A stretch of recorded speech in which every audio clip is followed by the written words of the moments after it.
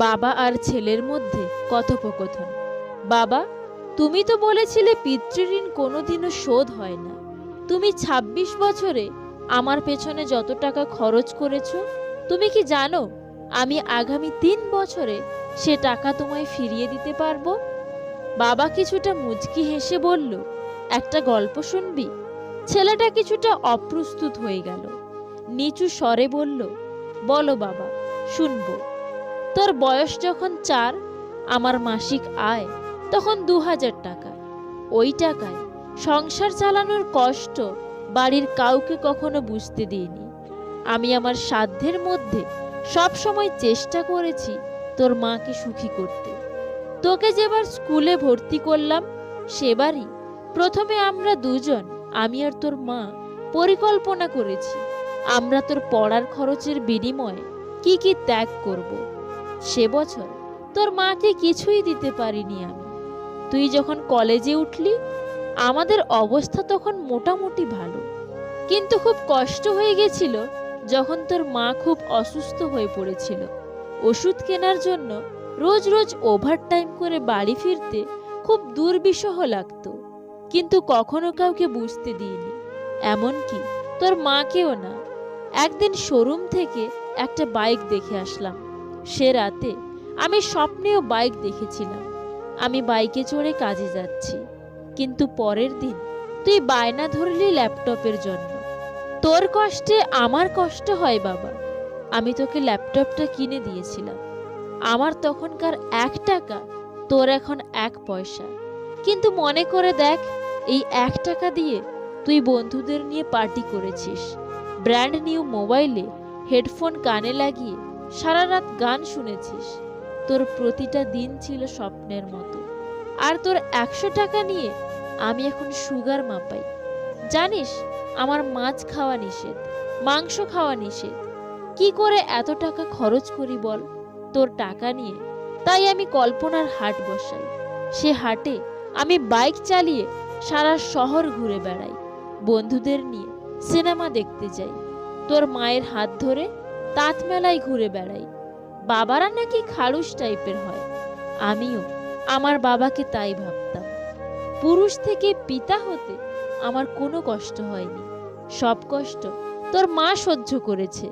কিন্তু বিশ্বাস কর, পিতা থেকে দায়িত্বশীল পিতা হবার কষ্ট একজন পিতাই বোঝে।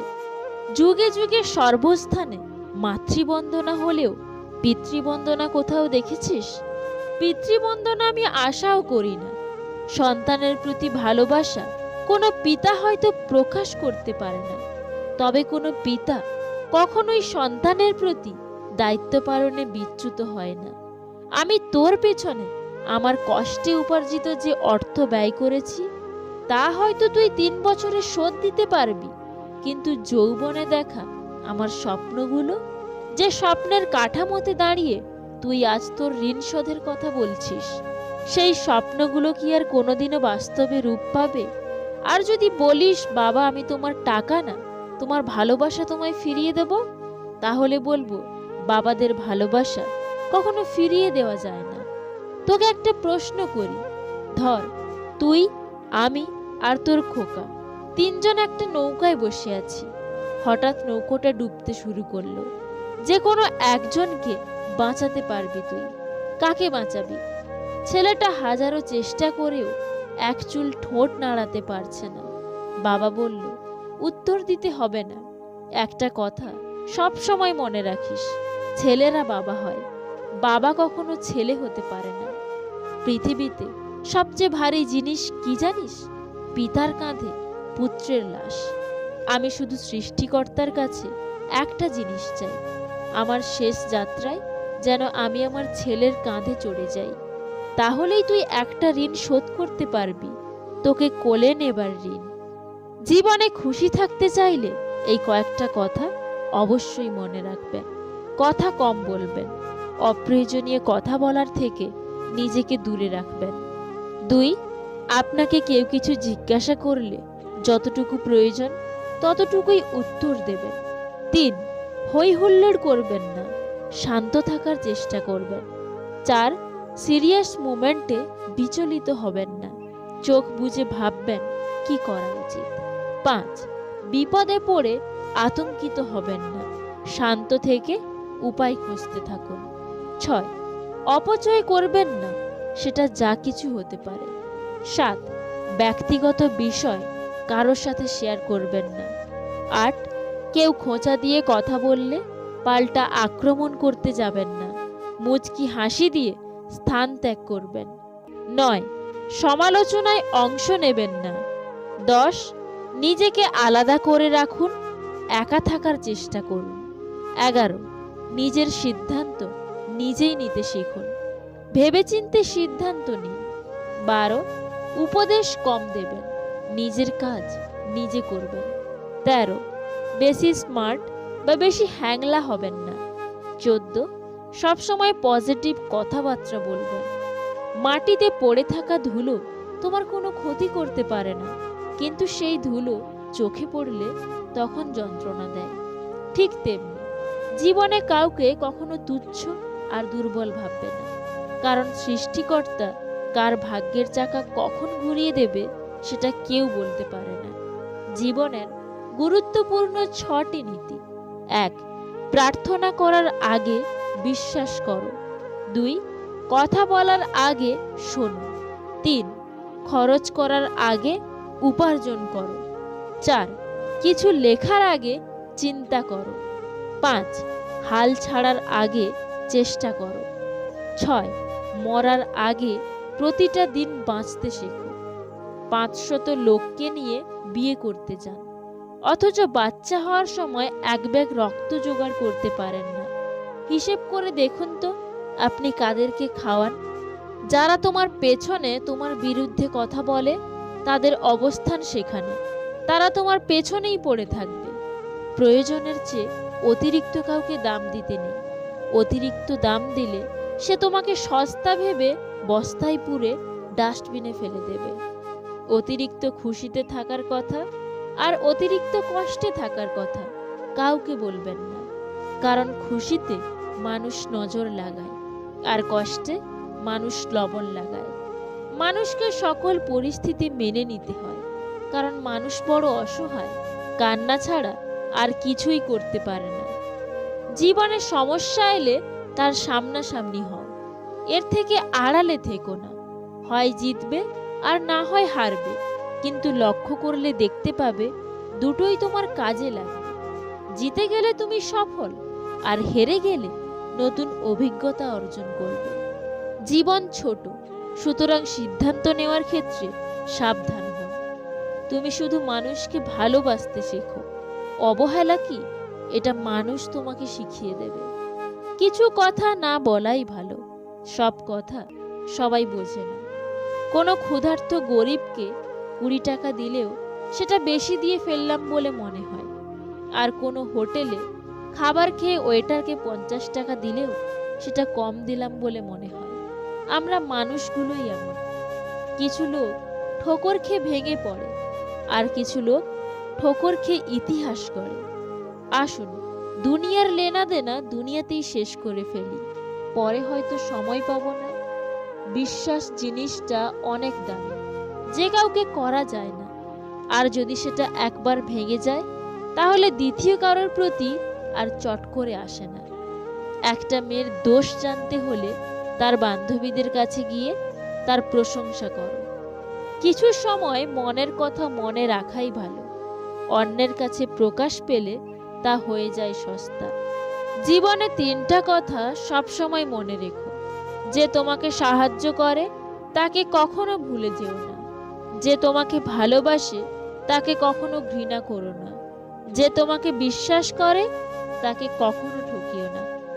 জীবনে যাকে খুব ভালো বন্ধু ভাববে সেই প্রতারণা করবে, যাকে নিজের চেয়ে বেশি ভালোবাসবে সেই অবহেলা করবে, আর যাকে খুব বেশি বিশ্বাস করবে সেই মানুষটাই একদিন তোমার বিশ্বাস ভেঙে দেবে। যারা অন্যের চোখে জল ঝরাও তারা ভুলে যেও না তোমার নিজেরও দুটো চোখ আছে। যে তোমাকে যতটা সম্মান দেবে তুমিও তাকে ঠিক ততটাই সম্মান দাও, তার অধিক বেশি দেওয়ার চেষ্টা করো না, কারণ এই যুগের মানুষগুলো সম্মানের চেয়ে বেশি স্বার্থে চলে। স্বার্থ ফুরিয়ে গেলে সম্মান দেওয়াটাও ভুলে যাবে। যে অন্যের দোষ আপনার কাছে এসে বলে, নিশ্চিত মনে রাখবেন সে আপনার দোষও অন্যের কাছে বলে বেড়ায়। আপনি মরার পর কেউ আপনার চেহারা নিয়ে আলোচনা করবে না, আলোচনা করবে আপনার উত্তম চরিত্র নিয়ে। তাই চেহারা নয়, আপনার চরিত্র সুন্দর করুন। জীবনে যদি সফলতা পেতে চাও তাহলে বাইরে বেরিয়ে ধাক্কা খাও, তাও ভালো, কিন্তু বেকার বসে থেকো না। মিথ্যা বললে ততটুকুই বলুন যতটা বিশ্বাসযোগ্য। এতটাও বলবেন না যাতে লোকে বুঝতে পারে আপনি মিথ্যা বলছেন। মিথ্যা বলতেও যোগ্যতা লাগে। এই পৃথিবীতে লোক বুদ্ধি নিজের কাছে আর ধন অপরের কাছে বেশি আছে বলে মনে করে। এই পৃথিবীতে যেমন ভালো মানুষ আছে তেমনি খারাপ মানুষও আছে। ভালো মানুষের মধ্যে যেমন কিছু খারাপ গুণ আছে তেমনি খারাপ মানুষের মধ্যেও কিছু ভালো গুণ আছে। যেমন মন চায় তুমি তেমন জীবন কাটাও, কিন্তু কখনো এমন কাজ করো না যাতে লোকে তোমার বাবা মার দিকে আঙুল ওঠায়। নারীকে এই 4টি কথা বললে আপনাকে ভিক্ষা করে খেতে হতে পারে। 1. কখনোই তার সামনে অন্য নারীর প্রশংসা করবেন না। 2. তার পরিবার সম্পর্কে খারাপ কিছু বলবেন না। 3. একটু রাগী হবেন। 4. তাকে কাজে সাহায্য করবেন। মনে রাখবেন, যার জীবনসঙ্গী খারাপ এই দুনিয়াতে সে ভিক্ষুকের মতো।